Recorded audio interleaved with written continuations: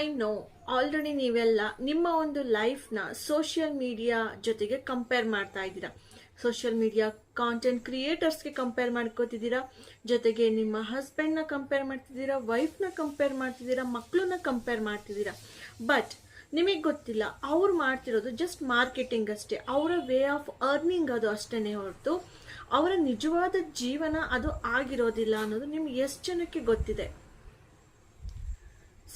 I know ನಿಮಗೆ ತುಂಬಾ ಮನಸ್ಸು ಕೆಡ್ತಾ ಇದೆ ಇವಾಗಿನ ಕಾಲದ ಕಾಂಟೆಂಟ್ ಕ್ರಿಯೇಟರ್ಸ್ನೆಲ್ಲ ನೋಡಿ ಅಂತ. ಬಟ್ ಇವತ್ತು ನಾನು ನಿಮಗೆ ನಿಮ್ಮ ಜೀವನ ಏನು ಅವ್ರಿಗಿಂತ ಕಡಿಮೆ ಇಲ್ಲ ಅನ್ನೋದ್ರ ಬಗ್ಗೆ ಇವತ್ತಿನ ವಿಡಿಯೋದಲ್ಲಿ ಹೇಳ್ತೀನಿ. ನೀವು ಈ ವಿಡಿಯೋನ ಕಂಪ್ಲೀಟಾಗಿ ನೋಡಿ ಸಬ್ಸ್ಕ್ರೈಬ್ ಮಾಡ್ಕೊಳ್ಳಿ. ನಾನು ನಿಮ್ಮ ಶ್ರೇಯ, ನೀವು ನೋಡ್ತಾ ಇದ್ದೀರಾ ಮೈಂಡ್ಸೆಟ್ ಕನ್ನಡ ಯೂಟ್ಯೂಬ್ ಚಾನಲ್. ಬನ್ನಿ ಈ ವಿಡಿಯೋನ ಸ್ಟಾರ್ಟ್ ಮಾಡೋಣ. ಇನ್ಸ್ಟಾಗ್ರಾಮಲ್ಲಿ ಯಾರಾದರೂ ನಗ್ತಾ ಇರೋ ಫೋಟೋ ಹಾಕ್ಬಿಟ್ರೆ ನಾವೇನಂತೀವಿ? ತುಂಬ ಚೆನ್ನಾಗಿದ್ದಾರೆ, ತುಂಬ ಖುಷಿಯಾಗಿದ್ದಾರೆ ಅಂತ ಅಂದ್ಕೊಳ್ತೀವಲ್ವ. ನಾನು ಮೊನ್ನೆ ಒಂದು ಇನ್ಸ್ಟಾಗ್ರಾಮಲ್ಲಿ ಒಂದು ರೀಲ್ ನೋಡಿದೆ.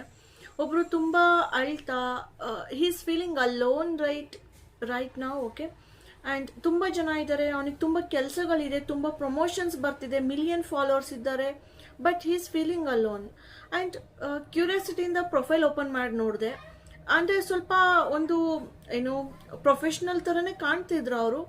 ಸೊ ಓಪನ್ ಮಾಡಿ ನೋಡ್ರೆ he is a mindset coach, like mental health coach ಅವರು. He is feeling that actually. I was like okay. ಅವರು ಪ್ರೀವಿಯಸ್ ಪೋಸ್ಟ್ ಎಲ್ಲ ನೋಡ್ರೆ ಬೇರೆಯವ್ರಿಗೆಲ್ಲ ಇಂಟರ್ವ್ಯೂ ಮಾಡಿದ್ದಾರೆ, ಬೇರೆಯವ್ರ ಜೊತೆ ಎಲ್ಲ ನಗ್ತಾ ಮಾತಾಡ್ತಿದ್ದಾರೆ. And he loves talking to other people and all. He went on trips and all. But suddenly ಈ ಥರ ರೀಲ್ಸ್ಗಳು, that's why like I felt like okay, ಒಂದ್ಸತಿ ನಾವೇನೋ ನೋಡಿದ ತಕ್ಷಣ ನಾವು ಅದನ್ನು ಜಡ್ಜ್ ಮಾಡೋದಕ್ಕೆ ಆಗೋದಿಲ್ಲ. ಈಸ್ ಹ್ಯಾಪಿ ಆರ್ ಸ್ಯಾಡ್ ಅಂತ, ರೈಟ್? ಮೇ ಬಿ ಅವ್ರು ನಗ್ತಾ ಟ್ರಿಪ್ ಹೋಗ್ತಾ ಎಲ್ಲ ಪೋಸ್ಟ್ ಹಾಕಿದ್ದಾರೆ, but he is really not happy inside. And ಇನ್ನೊಂದು, ಯಾರೋ ಒಬ್ರು ಯಾವುದೋ ಒಂದು ಕಾಸ್ಟ್ಲಿ ಕಾರ್ ಮುಂದೆ ನಿಂತು ಫೋಟೋ ತೆಗೆದು ಹಾಕಿದ ತಕ್ಷಣ ಏನು ಮಾಡ್ಬಿಡ್ತೀರಾ, ಕೆಲವೊಬ್ರು ಅಸ್ಯೂಮ್ ಮಾಡ್ತೀರಾ ಅವ್ರದೇ ಕಾರು ಅಂತ ಅಂದ್ಬಿಟ್ಟು. ನಿಮಗೆ ಗೊತ್ತಾ ಅದು ಅವ್ರದೇ ಕಾರು ಅಂತ?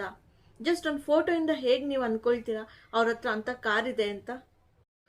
ಓಕೆ, ಒಬ್ರು ಕ್ರಿಯೇಟರ್ ಯಾರಾದರೂ ನಾನು ತುಂಬ ಲಕ್ಷಾಂಗಟ್ಲೆ ಸಂಪಾದಿಸ್ತಿದ್ದೀನಿ ತಿಂಗಳಿಗೆ ಅಂತ ಹೇಳ್ತಾರಲ್ವಾ, ಅವ್ರು ಅನುಭವಿಸಿದಂಥ ಒತ್ತಡ, ಭಯ, ನಿದ್ದೆ ಇಲ್ಲದ ರಾತ್ರಿಗಳು, ಮತ್ತು ಎಷ್ಟೊಂದು ಸತಿ ಅವ್ರು ಫೇಲ್ ಆಗಿರ್ತಾರೆ. ಸೊ ಅದ್ರ ಬಗ್ಗೆ ನಿಮ್ಗೆ ಯಾರಿಗಾದ್ರೂ ಗೊತ್ತಿರುತ್ತಾ? ಇಲ್ಲ. ಯಾಕೆ ಗೊತ್ತಿಲ್ಲ? ಅವ್ರು ಅದನ್ನು ತೋರಿಸೋದಿಲ್ಲ. ಬಿಕಾಸ್ ಸೋಷಿಯಲ್ ಮೀಡಿಯಾ ಅನ್ನೋದು ಅದನ್ನೆಲ್ಲ ಹೇಳ್ಕೊಳ್ಳುವಂತಹ ಜಾಗ ಅಲ್ಲ. ಅದು ಸೋಷಿಯಲ್ ಮೀಡಿಯಾ ಗಮನ ಸೆಳೆಯುವ ಜಾಗ, ಒಂದು ಮಾರ್ಕೆಟಿಂಗ್ ಜಾಗ ಅದು, ಕರೆಕ್ಟ್? ಅಂಡ್ ಬ್ರ್ಯಾಂಡಿಂಗ್ ಜಾಗ. ಎಲ್ಲರೂ ಅಲ್ಲಿ ಅವರ ಅತ್ಯುತ್ತಮವಾದಂತಹ ಜೀವನದ ಒಂದು ಭಾಗವನ್ನೇ ತೋರಿಸೋದು, ರೈಟ್? ದಟ್ ಮೀನ್ಸ್ ಅವ್ರು ಅದನ್ನ ಮಾರ್ತಾ ಇದ್ದಾರೆ, ಗೊತ್ತಾಯ್ತಾ? ಅದೇ ನಾವೆಲ್ಲ ಏನ್ ಮಾಡ್ತಿದ್ದೀವಿ, ಅವ್ರು ಮಾರ್ತಿರುವಂತಹ ಆ ಒಂದು ಜೀವನದ ಭಾಗ ಏನಿದೆ, ಒಂದು ವಿಡಿಯೋ ಆಯ್ತು, ಫೋಟೋ ಆಯ್ತು, ಅದನ್ನೆಲ್ಲ ನಾವು ಖರೀದಿಸ್ತಿದೀವಿ, ನಾವು ಬೈ ಮಾಡ್ತಾ ಇದ್ದೀವಿ, ಕನ್ಸ್ಯೂಮ್ ಮಾಡ್ತಾ ಇದ್ದೀವಿ.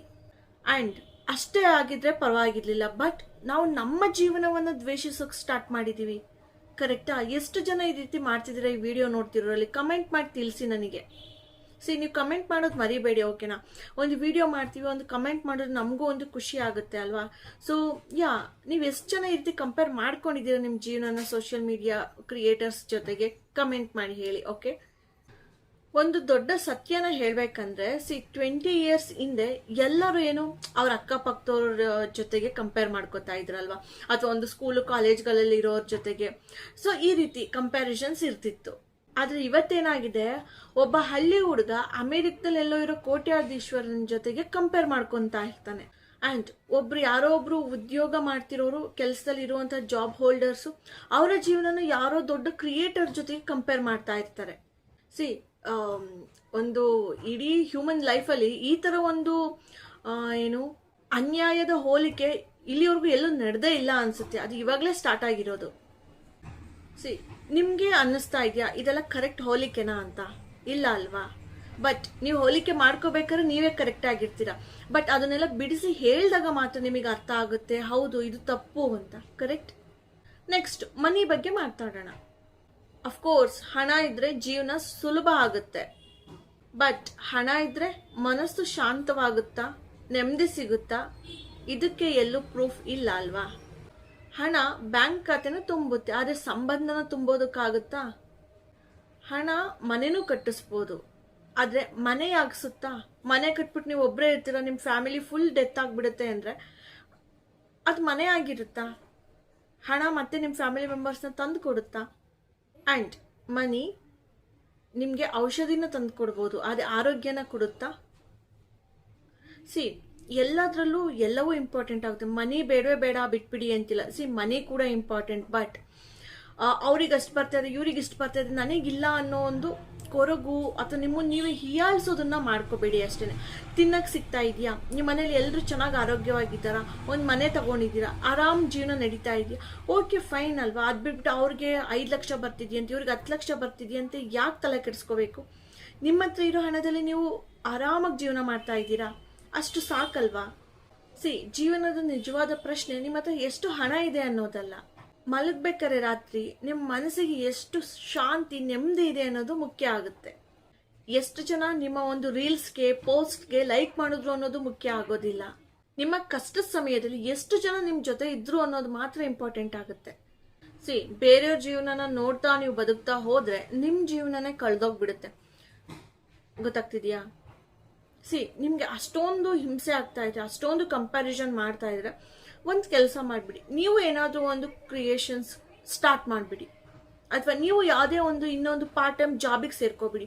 ಸಿ, ಬೇರೆಯವ್ರನ್ನ ನೋಡಿಕೊಂಡು ನೀವು ಹಿಂಸೆ ಪಡ್ತಾ ಇದ್ರೆ ಸೊಲ್ಯೂಷನ್ ಸಿಗೋದಿಲ್ಲ, ಆ್ಯಂಡ್ ಅವರು ಆ ಕೆಲಸನ ಬಿಡೋದಿಲ್ಲ. ಯಾರೇ ಒಂದು ಕಾಂಟೆಂಟ್ ಕ್ರಿಯೇಟ್ ಮಾಡ್ತಾ ಇದ್ರೆ ಅವ್ರಿಗೆ ಹಣ ಬರ್ತಿರೋದು ಅವ್ರು ಮಾಡ್ತಾನೆ ಇರ್ತಾರೆ. ನೀವು ಅದನ್ನ ನೋಡಿ ಹೊಟ್ಟೆ ಹುರ್ಕೋಬೇಕು ಹೊರತು ಅವ್ರ ಆ ಕೆಲಸ ನಿಲ್ಸಲ್ಲ, ನಿಮ್ಮ ಜೀವನ ಉದ್ಧಾರ ಆಗಲ್ಲ. ಕರೆಕ್ಟ್? ಸೊ ಇದೆಲ್ಲನೂ ಬಿಟ್ಬಿಟ್ಟು ಅವ್ರ ಎಫರ್ಟಿಗೆ ಅವ್ರು ದುಡಿತಿದ್ದಾರೆ, ನನ್ನಿಂದಾದರೆ ನಾನು ಏನಾದರೂ ಮಾಡೋಣ.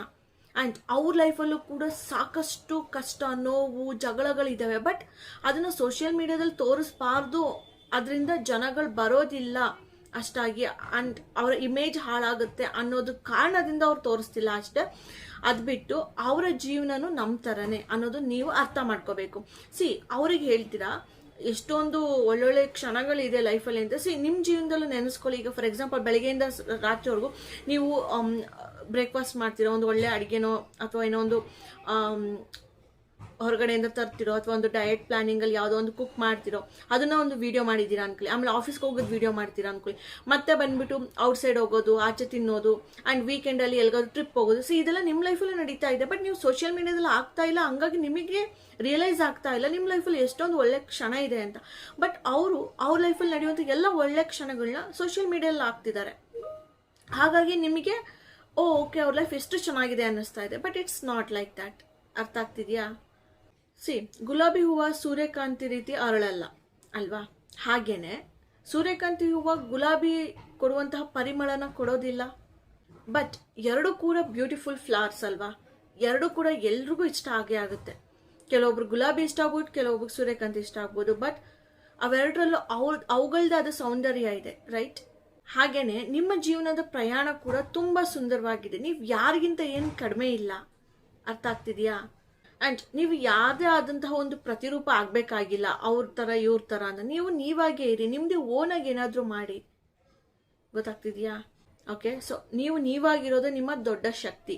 ಆ್ಯಂಡ್ ಇದನ್ನ ನೀವು ನಿಮ್ಮ ಮಕ್ಕಳಿಗಾಗಲಿ ಎಲ್ರಿಗೂ ಹೇಳ್ಕೊಡ್ಬೇಕು. ಬಿಕಾಸ್ ರೀಸೆಂಟಾಗಿ ನೋಡಿದ್ರಲ್ಲ ಒಂದು ಐಫೋನ್ ಇನ್ಸಿಡೆಂಟ್, ಹೇಗೆ ಅವ್ರು ಬಿದ್ದು ಸತ್ತೋಗಿದ್ದಾರೆ. ಸೊ ಸುಮ್ಮನೆ ಮೊಬೈಲ್ ಕೊಟ್ಬಿಟ್ಟು ಎಲ್ಲೋ ಹೋಗ್ಬಿಡ್ತೀರಾ. ಸೊ ಆ ಮಕ್ಳುಗಳು ಈ ಥರದನ್ನೆಲ್ಲ ನೋಡಿ ಇನ್ಫ್ಲೂಯೆನ್ಸ್ ಆಗ್ತಾರೆ. ಸೊ ನೀವು ಕೂಡ ಡಿಸೈಡ್ ಮಾಡಬೇಕು ದೊಡ್ಡವರು. ಸೊ ಮೊಬೈಲ್ ಕೊಡಬೇಕೋ ಬೇಡವಾ, ಯಾವ ಕಂಟೆಂಟ್ನ ಅವ್ರು ಕನ್ಸ್ಯೂಮ್ ಮಾಡ್ತಿದ್ದಾರೆ, ಸೊ ಇದನ್ನೆಲ್ಲ ನೀವು ಅಬ್ಸರ್ವ್ ಮಾಡಬೇಕು. ಆ್ಯಂಡ್ ನೀವು ಒಳ್ಳೆ ರೀತಿಲಿ ಪಾಸಿಟಿವ್ ಥಿಂಕಿಂಗಲ್ಲಿ ನಿಮ್ಮ ಜೀವನದ ಕಡೆ ಹೆಚ್ಚು ಗಮನ ಕೊಟ್ಟು ಸೋಷಿಯಲ್ ಮೀಡಿಯಾ ಕಡೆ ಜಸ್ಟ್ ಒಂದು ಎಂಟರ್ಟೈನಿಂಗ್ ಆಗಿ ಅದನ್ನು ಯೂಸ್ ಮಾಡಿಕೊಂಡ್ರೆ, ಸೊ ಅದೇ ಕೂಡ ನೀವು ಮಕ್ಳಿಗೂ ಕಲಿಸ್ಬೋದು. ಅರ್ಥ ಆಗ್ತಿದೆಯಾ? ಸೊ ಕೊನೆಯದಾಗಿ ಹೇಳೋದಾದರೆ, ಹೋಲಿಕೆ ಅನ್ನೋದು ಆತ್ಮವಿಶ್ವಾಸನ ಕೊಲ್ಲುತ್ತೆ, ಓಕೆನಾ? ಬಟ್ ಕೃತಜ್ಞತೆ ಅನ್ನೋದು ನಿಮ್ಮ ಜೀವನನ ಇನ್ನೂ ದೊಡ್ಡ ಮಟ್ಟಿಗೆ ತಗೊಂಡೋಗುತ್ತೆ.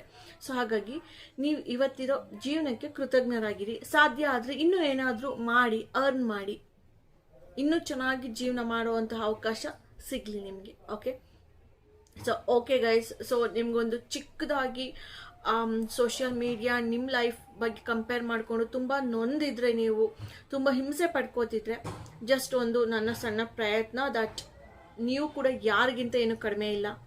ಓಕೆ, ನೀವು ಗಿಫ್ಟ್ಸ್ಗಳನ್ನ ಕೊಡ್ತಾ ಇದ್ದೀರಾ, ನಿಮ್ಮಿಂದ ಆದಷ್ಟು ನೀವು ಮಾಡ್ತಾ ಇದ್ದೀರಾ, ನೀವು ಒಳ್ಳೆ ಕಡೆ ಊಟ ಮಾಡ್ತಿದ್ದೀರಾ, ಒಳ್ಳೆ ಬಟ್ಟೆ ಹಾಕ್ತಿದ್ದೀರಾ, ಓಕೆ, ನಿಮ್ಮ ಲೈಫಲ್ಲೂ ಒಳ್ಳೆ ಕ್ಷಣಗಳಿದ್ದಾವೆ, ನೀವು ಟ್ರಿಪ್ ಹೋಗ್ತಿದ್ದೀರಾ, ಸೊ ಇದೆಲ್ಲ ನಿಮ್ಮ ಲೈಫಲ್ಲೂ ಇದೆ. ಓಕೆ, ಬಟ್ ನೀವು ಪೋಸ್ಟ್ ಮಾಡ್ತಾ ಇಲ್ಲ ಅಷ್ಟೇ ಸೋಷಿಯಲ್ ಮೀಡಿಯಾದಲ್ಲಿ. ಹಾಗಾಗಿ ನಿಮಗೆ ನಿಮ್ಮ ಲೈಫಲ್ಲಿ ಏನೂ ಇಲ್ಲ ಅಂತ ಅನ್ನಿಸ್ತಾ ಇದೆ. ಜೊತೆಗೆ ನೀವು ನಿಮ್ಮ ಲೈಫಲ್ಲಿ ಇರೋದನ್ನ ನೀವು ನೋಡ್ತಾನೆ ಇಲ್ಲ, ಬೇರೆಯವ್ರ ಲೈಫ್ ಜೊತೆ ಕಂಪೇರ್ ಮಾಡ್ತಿದ್ದೀರಾ. ನಿಮ್ಮ ಲೈಫಲ್ಲಿ ಇರೋದನ್ನ ನೀವು ಒಂದ್ಸತಿ ನೋಡಿ ಏನೇನೆಲ್ಲ ಒಳ್ಳೇದಿದೆ ಅಂತ. ಸೊ ಆವಾಗ ನಿಮಗೆ ನೀವೇ ಗ್ರೇಟ್ ಅಂತ ಅನಿಸುತ್ತೆ. ಗೊತ್ತಾಗ್ತಿದ್ಯಾ? ಅರ್ಥ ಆಯ್ತಾ? ಸೊ ಓಕೆ ಗೈಸ್, ಇಷ್ಟು ಹೇಳ್ತಾ ಇವತ್ತಿನ ವಿಡಿಯೋನ ಇಲ್ಲಿಗೆ ಮುಗಿಸ್ತಾ ಇದ್ದೀನಿ. ನಾನು ನಿಮ್ಮ ಶ್ರೇಯ, ನೀವು ನೋಡ್ತಾ ಇದ್ದೀರಾ mindset Kannada YouTube channel. Subscribe ಮಾಡಿ ಆ್ಯಂಡ್ ಜಾಸ್ತಿ ಸಪೋರ್ಟ್ ಮಾಡಿ. ಮತ್ತೆ ನೆಕ್ಸ್ಟ್ ವಿಡಿಯೋದಲ್ಲಿ ಸಿಗ್ತೀನಿ. ಅಲ್ಲಿವರೆಗೂ take care, bye, see you all.